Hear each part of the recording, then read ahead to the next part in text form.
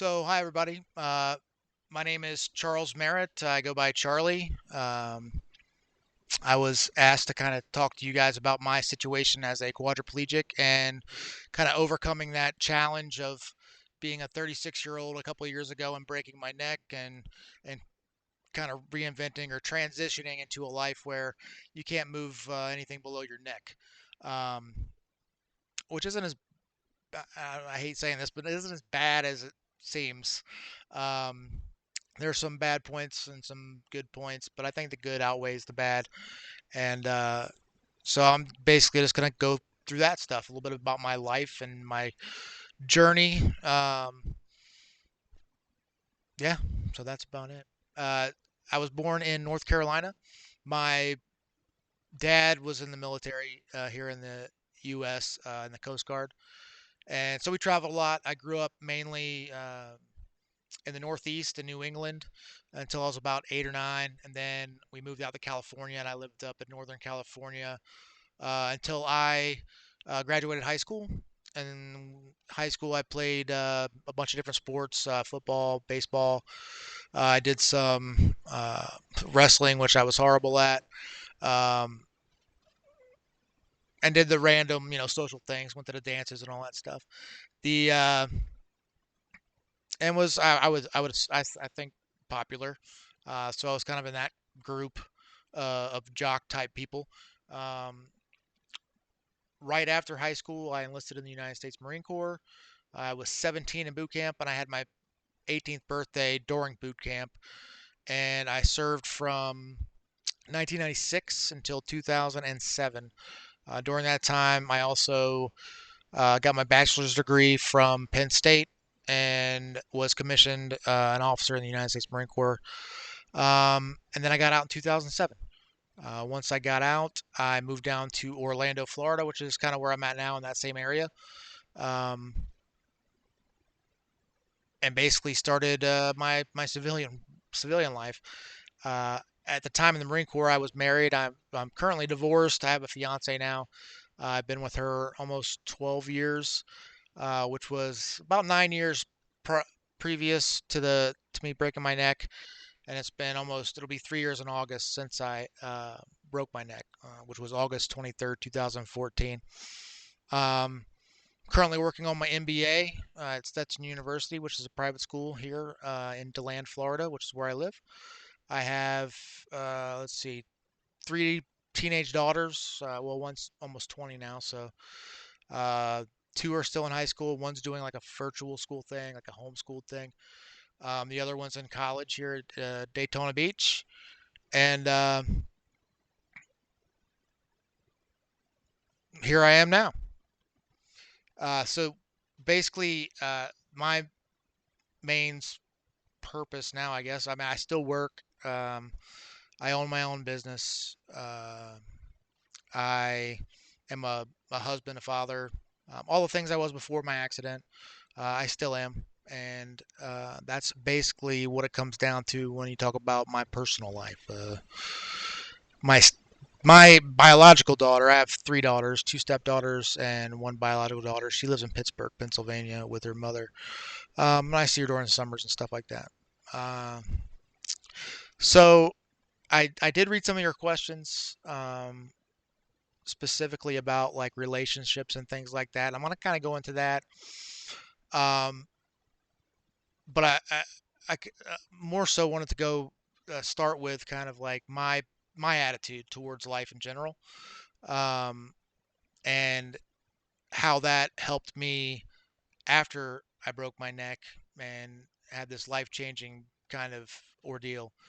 And I would, I guess, attribute that a lot to kind of the training in the Marine Corps, my doing sports, things like that kind of gave me that positive outlook and the the character to where I wanted to overcome uh, obstacles no matter what they were, and prove that I could beat that whatever it may be.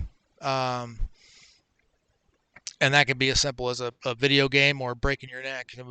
It kind of correlates between all aspects of life when it comes to what goals you want to reach and how you reach them. So August 23rd, I was um, at the beach on my in my boat. I was about 100 yards off the coast. This is about how I broke my neck.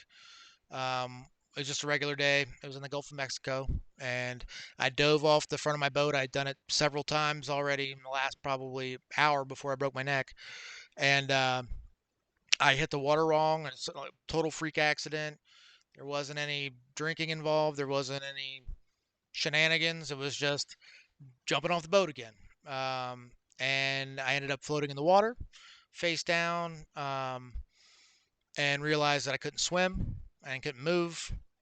Besides my head, which I kept kind of twisting up to the side to try to breathe. And when I would do that, I would, yell out for somebody to try to get up there and help me.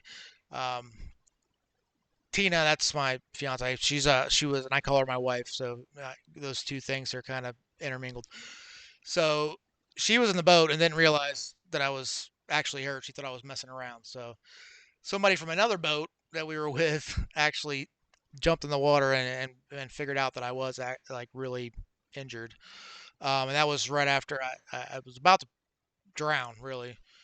So they got me to the sand and they life flighted me to the hospital. Um, so I had a pretty quick revelation of um, where I was at as far as my injury at that point. Floating in the water, I basically knew I was. Well, I told myself I was screwed. I used a different word, but I told myself I was screwed, and I basically just kind of was going to let the water take me. But they got me out of there, and uh, when something like that happens, I don't know how other people would react to it. I've heard other stories, but most of the people I interact with are pretty positive, so they have similar stories to mine, where it's like, all right, I just got really screwed over, and now I've got to figure out a way to keep charging forward in life. Um, I see you smiling at me, and I'm not sure if you got internet connection or I'm talking to myself. Just like give me a thumbs up again if I'm still like if I'm not just not moving my mouth. We've got a feedback loop happening here. Is that from me or you?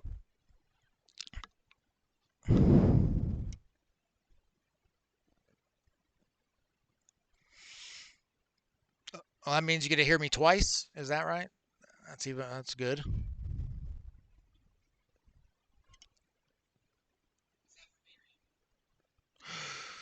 Good again. Okay. Um.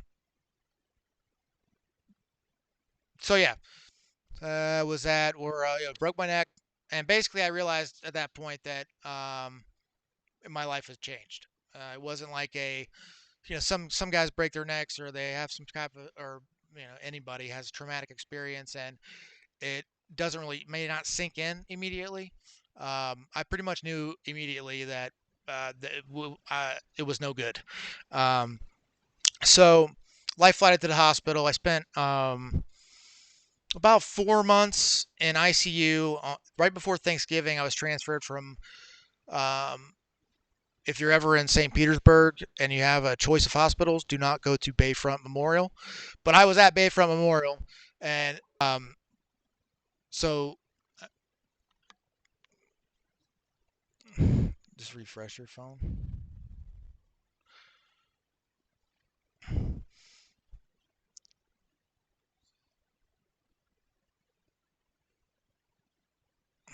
So where we were at, I believe, was reinventing myself and being in the hospital. Transferred to VA hospital in Tampa, James Haley, which saved my life. And that was right before Thanksgiving.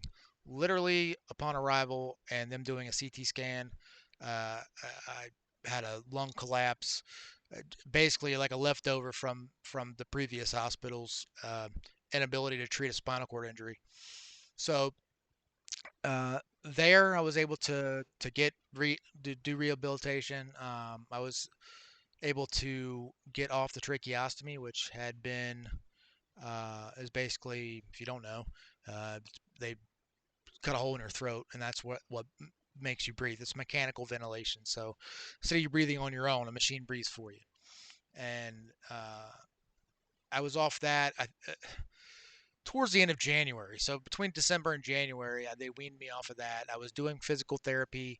They had got me up in the wheelchair. I had laid down for 4 months in the other hospital, um, and couldn't talk to anyone or eat any regular food or breathe on my own.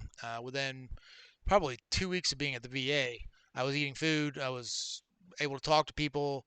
They basically, I had a tracheostomy, but it was capped. So all these things it started moving towards me being independent again, um, which helps when you find yourself in a situation that you don't think is going to be getting any better, and those little goals that you have for yourself during your rehabilitation start to happen. You get more and more excited as you go through. Um, and during the whole time, basically, all my thoughts were on getting back home and being a husband to my wife and a dad to my daughters. Um, and that was, I wouldn't say the main push. My main push was to just get out of there and get back home. But when you are used to being that person in other people's lives that they look to, and you're not there, um, those relationships get distracted, and not in a bad way, just in a different way.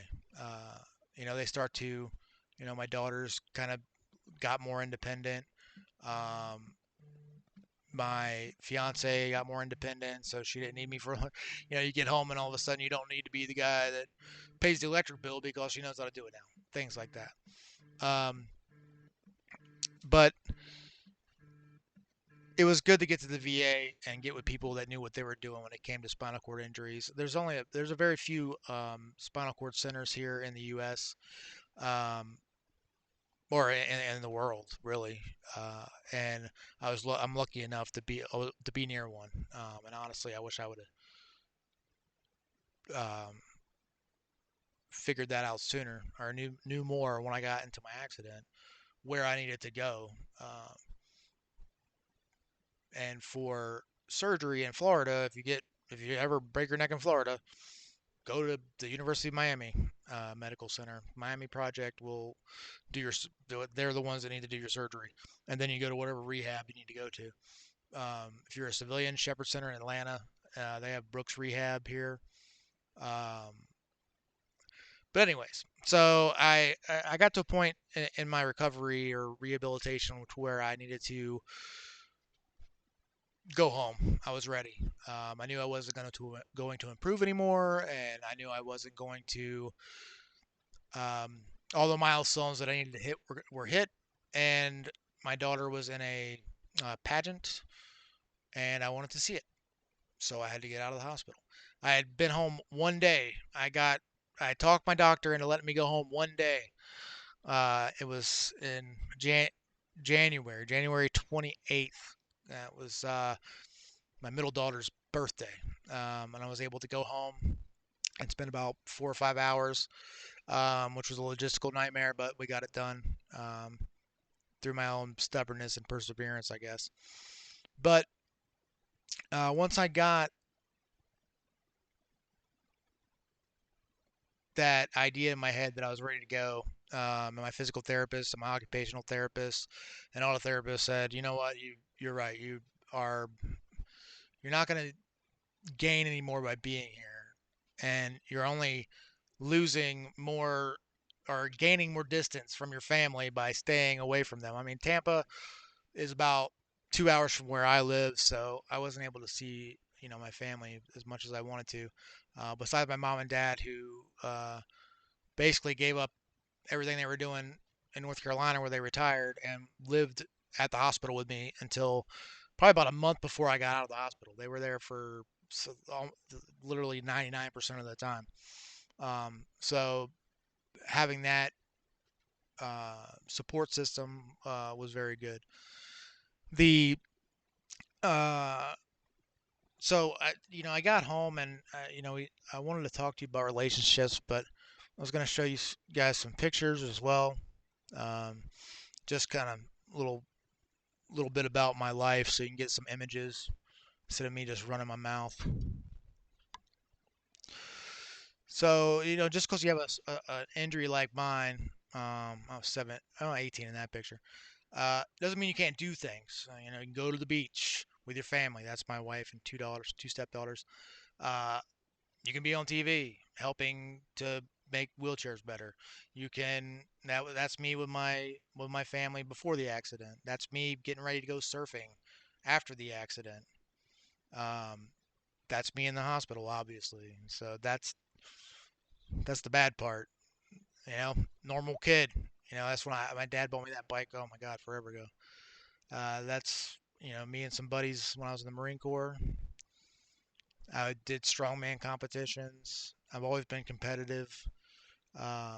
And active and athletic. So that's been a big change. Played semi-pro football, so that's all been a change when it comes down to now you're just and Canadians you all like that hockey, so I'm gonna put a hockey picture in there. Um, that's us. That's the family again at the beach down here with all my daughters. Um, that's me at the beach again. I'm always at the beach. Um, but I mean, just because you have an injury like this doesn't mean your life has to stop. And that's what I felt like when I was in rehab for that long. It was like my life had stopped, and I had to get out of there and start my life back again. So that's what I did. I got home, which scared the crap out of my wife, fiance, Tina, because when you got a guy that's can't move anything, and now you got to figure out how to take care of him when he gets home. It's difficult. Um, but she's a veteran from the U.S. Marine Corps as well, so she has that same kind of mentality where it's like, "Ooh, a challenge! I'll take. I'm gonna kick its butt." So that's exactly what you did. The VA gives you some training, but a lot of it, especially with spinal cord injury, there's not a lot of stuff out there, which is why I kind of have started this whole social stream, uh, YouTube, all this stuff, is to kind of hopefully spread my experience to other people that are early in their injury so they can figure out what they need to do because it's scary and it's no one knows. There's a lot of ignorance out there when it comes to that acute time frame of spinal cord injury. Um, so, as far as the day-to-day stuff as a quadriplegic, I do everything the same way you do, except I have somebody do it for me. I so I brush my teeth in the morning, but somebody brushes them for me. I eat breakfast, somebody feeds it to me. I get out of bed, I put my clothes on one leg at a time, but somebody else puts my legs in them. So I mean, I do all the same things. It's just I take up another person to do most of them. I got a short video of me getting out of bed. I'll show you guys. Um, we made this for YouTube because a lot of people don't have the ceiling lift. They don't the bed. They don't know how to do this when they get home because everything's different. I mean, in the hospital, you got all these. I had all of these nurses that knew what they were doing, you know, and then when you come home, you don't have that anymore. I know that video was kind of quick. One more time. So that's me in bed. That's Marissa, who's also sitting right next to me. Um, close, catheter tube. So I do have an indwelling catheter. Is the only thing left in my body besides a pacemaker, which I'm getting removed hopefully. In the chair and done.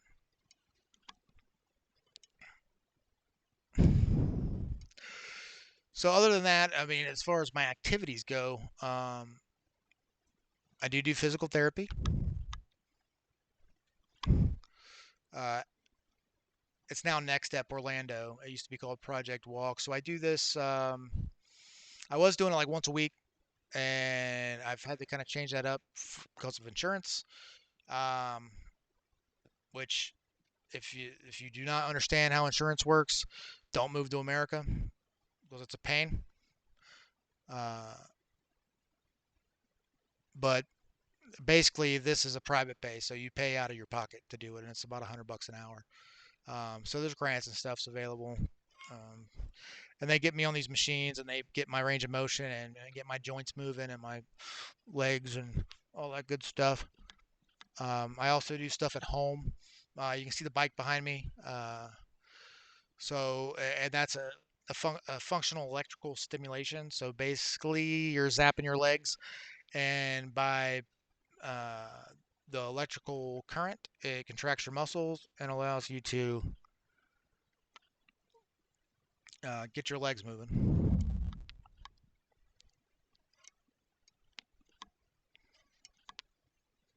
And that, yeah, there we go.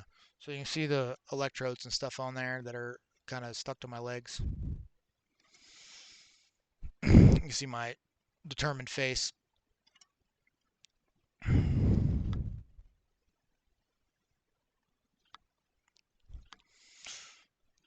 Um,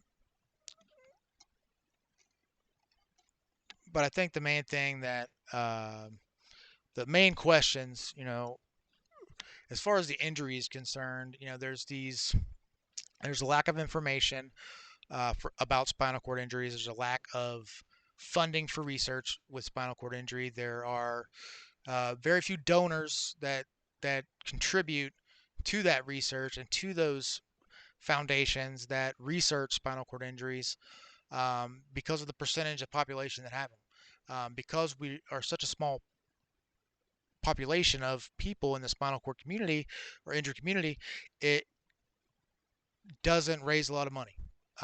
There are only a few nonprofit organizations that raise a lot of money for paralyzed individuals and creating education and research for them. The Miami Project is one, the Christopher Reeve Foundation, which most people have heard of, um, and Paralyzed Veterans of America.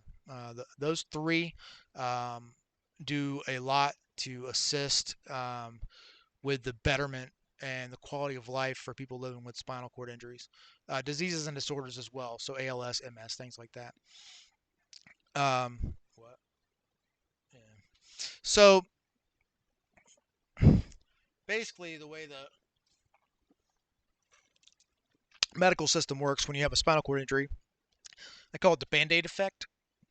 Um, Basically, stabilize you and send you home. So stick a Band-Aid on it and get you out of the hospital as soon as possible. That's spinal cord injury 101. Um, so, which is horrible. I mean, but unfortunately, because the research is so far behind and figuring out a way to treat um, spinal cord injuries, that's what they do. Surgery, go home. Unless there's any other complications or anything like that, which I had a lot during my acute stages or the early stages. And when I first got injured, I had a ton. Um, but you know, during that period, the most important aspect of my health and my rehabilitation and my ability to drive forward was knowing was having my family and friends there. I mean, the first month I was injured, I didn't even know they were there, but um, they were there. My friends, my family, everyone was there. People I didn't even know showed up. They created GoFundMe things. They did all this stuff for me to make sure I would be okay. Um, which I had built that network of people up before I had broken my neck. Obviously, if you have no one going into something like this, you're not going to have anybody on the other side. And those people I'm assuming, have a harder time. I haven't met a lot of those people because statistically, I would say they passed away because they had to live in a nursing home and didn't get the care they deserved and ended up with an infection or some sort of bowel obstruction and passed away. Um, Supposedly, there's percentage, of lifespan after a spinal cord injury, um, for people that go home and for people who stay in a facility. Facilities, 18 months. At home, 18 years or 10 to 20 years, I think, is the span. But there's people live until they're 98. Until the same live long lives with spinal cord injuries when they go home and have the care and the support that they need. Um, so it's very important to have that or to build that as a person, even if you're not injured, um, and to prioritize family, um, and relationships, no matter, uh, with people in general. Um, so, so getting out of bed, I showed you that. Eating, it's basically every man's dream. I get to have women feed me all my meals, um, which sucks, I guess, if you were single and wanted to go out on a date and it was your first date, and the other person would have to feed you, which might be awkward. Or you have to bring somebody with you that could feed you, but then you have a third wheel. Maybe you could double date. I don't know. I don't know about the dating scene as a quadriplegic. I'd have to have some other friends do a video for you that might know something about that. Um, Having a routine's good. I found that out in the hospital. It was you need to get up, do stuff, do something. Don't just lay in bed all day. Those and waste away. Get up, put your pants on, put your shirts on. I get in my wheelchair, you put your shoes on, whatever, and do something. Whether it's work, play, whatever. If it's Saturday, get up and go to the park, or get up and watch TV. Do something. Don't just let uh, your injury or if depression or life in general keep you from going out and doing the things that you want to do. And even if you don't want to do them, find something that you want to do and do it. So a routine is very good. I get up at 8 ish. Um, Marissa's laughing at me because she thinks I sleep in too much. But this morning, I was up at 8, and then I go to bed now probably between 9 and 11. Usually it's right at about 9 o'clock. Um, so I do have attendants that are with me during the day from Marissa, from like 7 to 3 ish. Um, my parents are here once a month, and then I have another girl that comes in the evenings. And the goal of that is when you have a family and you don't want to put such a burden on them that I've already put on them, being able to reduce that to hopefully a uh, doable amount, for lack of a better term, but to keep that stress and making especially with Tina being a nurse and her at work all day and then coming home and going, oh great, I just left work to come to work. So being able to kind of take some of that burden off of them, that was a lot of the stuff that I focused on when I was in the hospital, was how do I keep my family from having to do everything for me, um, which is hard because it takes a lot of figuring out how to pay for it with people coming to help you out during the day. It takes uh, learning how to use new equipment, um, like joysticks that you use with your mouth, voice recognition, so I can do stuff on the computer. Luckily, I had a lot of experience with a computer previously, so I was able to kind of pick it up. Um, be able to get to and from somewhere without having issues. So you have to get a van if you want to do that, or some sort of mode of transportation that allows you to get in the car, which I have a van. Um, And there's some when it comes to those closer relationships, there's a lot of resentment, I think, that builds up because you have all these plans and these things that you want to do with the people that are important to you as you move through life. And then when something like this happens, all those plans disintegrate, and you have to figure out new plans. And it's if you get an injury, then everything gets back to normal after you heal, then that's great. But when you get an injury that's basically you're gonna live with for the rest of your life, you know that complication makes all your decisions change on what you're able to do and what you want to do, or what you can accommodate to make work for you. And that's the main thing with most goals that you would have is being able to conform whatever environment you're in to be accessible. Um,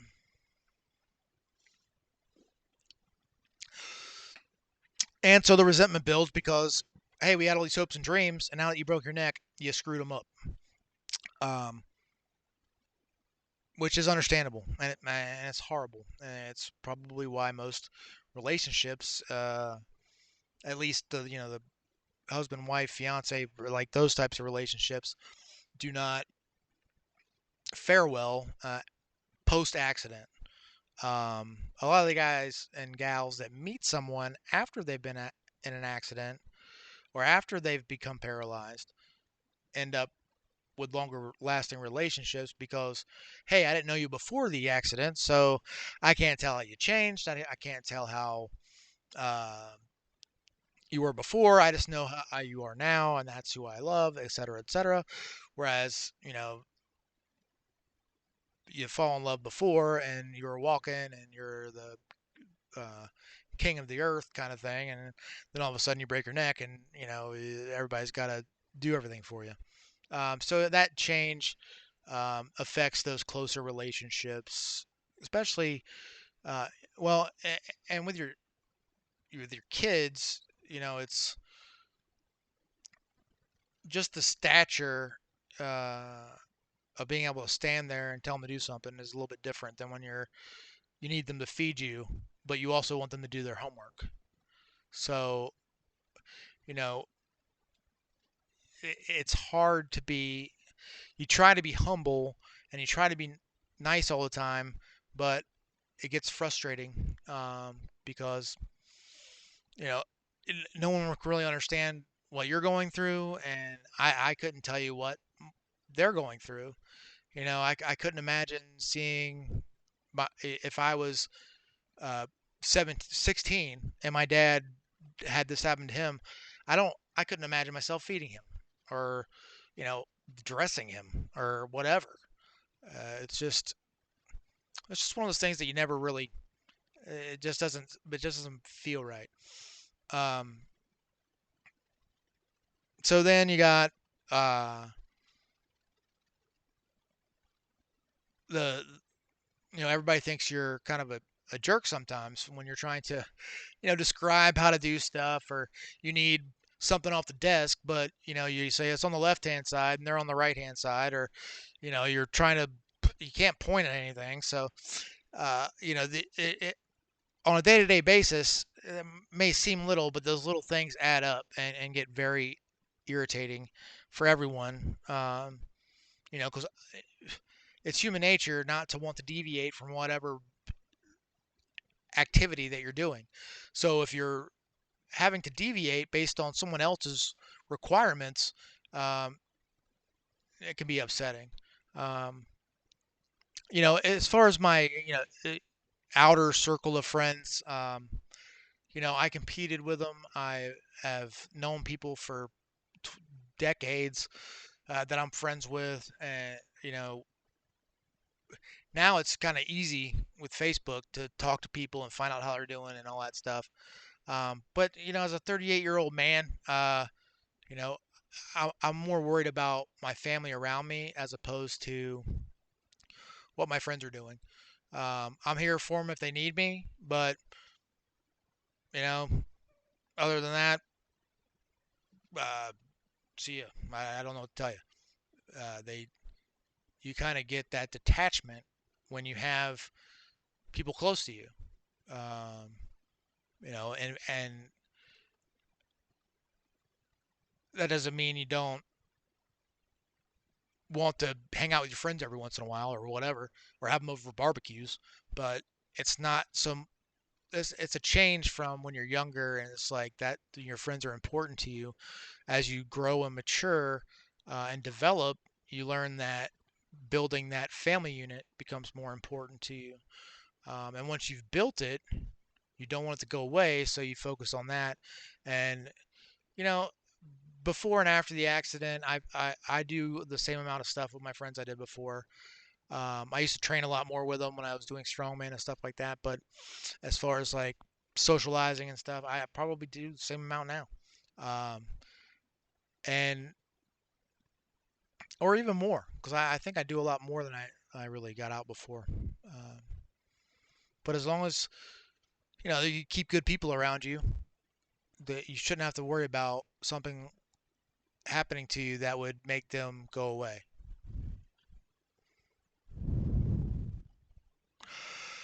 Um, and there are some fair weather friends that do go away. There are some people that will take advantage of you. There are some people that are just in their character are just jerks. Can you have her turn that music down? I had people that worked for me steal from me or start stealing from me. I had friends steal from me. Um, when I got home, I just they take advantage because they're able to take advantage of you because you trust them and you thought you've already gotten that trust, and then all of a sudden you are um, in this position, and they I guess like they have the good angel and the bad angel, and the bad angel finally takes over and says, oh, well, I guess we can just take this or that and use this or that, and he's not going to need it and stuff like that. And they weed themselves out, and you just got to be courageous enough to tell them to get lost, um, and hold them accountable for their actions.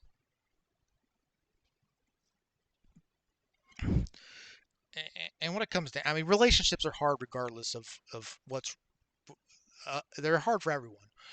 No matter who you are, where you're from, what color you are, uh, no matter what your demographic, uh, finding good relationships and keeping them is very difficult. It's time consuming, um, and it takes a lot of work. No matter if it's just a friendship, your pets, your wife, your boyfriend, your whatever. Um, they take work, and if you want to have good ones, you put the work in. And I believe if you mean well, for the most part, you should be able to do that if you have a good heart and you're somebody who can be loyal and trusted, and you have some integrity. And I know one of the questions I got was about pretend friends. You kind of learn those kind of people as you grow older. Um, I don't think I have any pretend friends. I have friends that do stupid shit. Oh, I have friends that do stupid stuff. I have friends that sometimes act like jerks, but so do I. It's kind of like driving in the car. Say somebody cuts you off. Oh man, that guy cut me off. What a jerk. Well, I've cut people off. Things, life happens. People's moods change. People are people. It's human nature or whatever. Um, but the pretend people, they just kind of fall away. Um, you know when people care about you. You know when people want genuinely want good things for you. You know when you know those people. You just it's almost like you get a feeling about them. Um, so some things I missed about therapy. I don't know why I have this at the bottom. Um, I take meds for depression, which I started day 2 of my accident, thanks to Tina. She basically, uh, you know, people. I'm in a depressing situation. Uh, being a quadriplegic is not the bee's knees.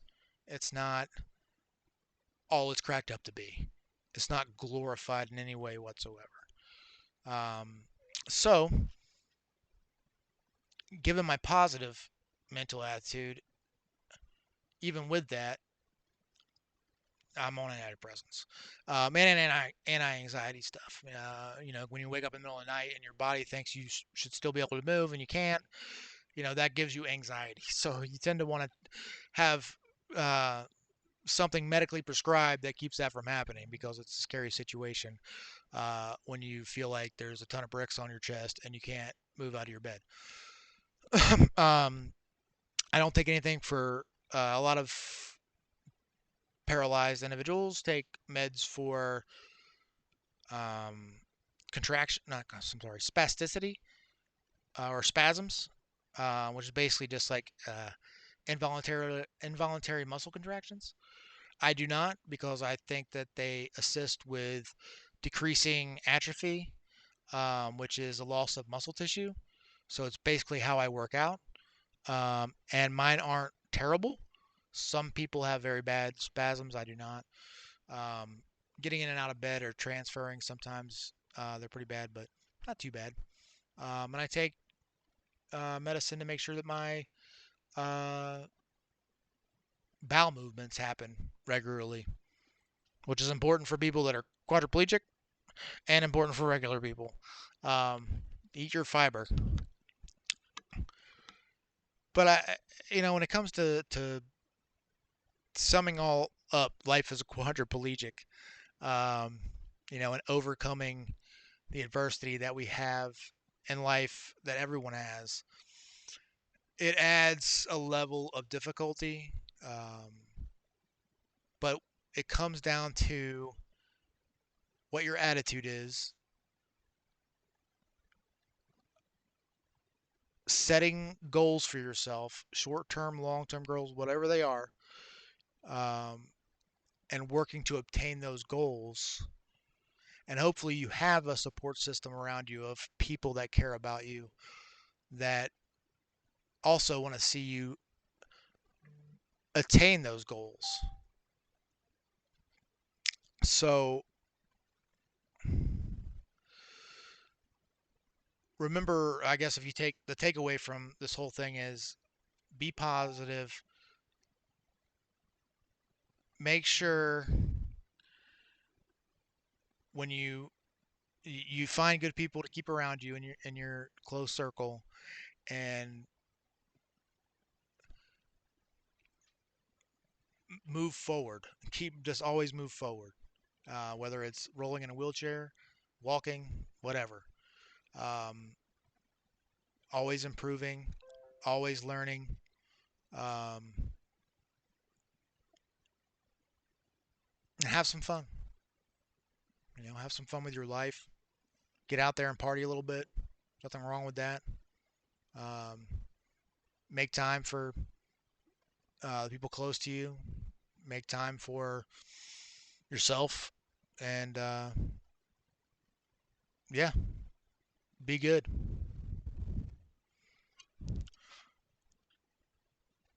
Again, my name's Charles Merritt. I'm a C3 complete quadriplegic. I was injured on August 23rd, 2014. I currently reside at home with my fiance and my 2 stepdaughters. Um, and this has been a presentation to a high school class up in Canada in regards to overcoming adversity, um, relationships, and it was outlined but pretty much ad libbed. Um, it'll be DVR'd, it'll be on the YouTube channel. Subscribe if you'd like to see more of these. Let me know. I'm hoping to do more stuff like this on Tuesdays, and hopefully I will get better at it. I can't guarantee that, but uh, yeah, thank you for watching.